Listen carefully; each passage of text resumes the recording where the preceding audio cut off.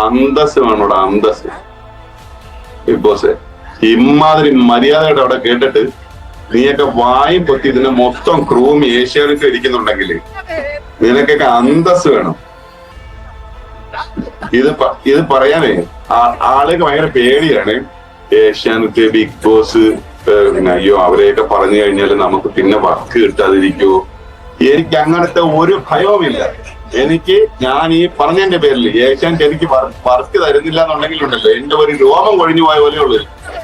അതുകൊണ്ട് ഞാൻ ധൈര്യമായിട്ട് പറയണം, ഏഷ്യാനെറ്റ് മര്യാദയോടെ കാണിക്കരുത്, ബിഗ് ബോസ് മര്യാദയോടെ കാണിക്കരുത്.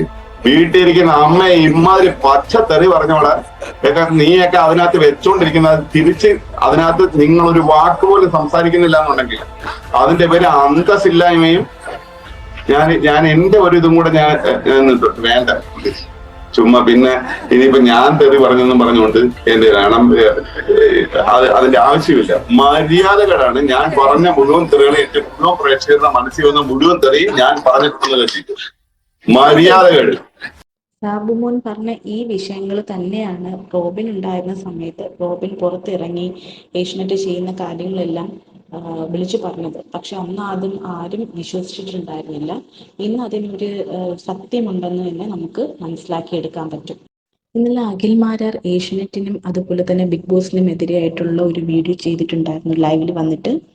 അതിനെതിരായിട്ട് എല്ലാ കണ്ടസ്റ്റൻസും, ബിഗ് ബോസിലെ 5 സീസണിലുള്ള എല്ലാ കണ്ടസ്റ്റൻസും, എക്സ് കണ്ടസ്റ്റൻസും എല്ലാവരും തന്നെ അഖിലിനെ സപ്പോർട്ട് ചെയ്യുന്നുണ്ട്.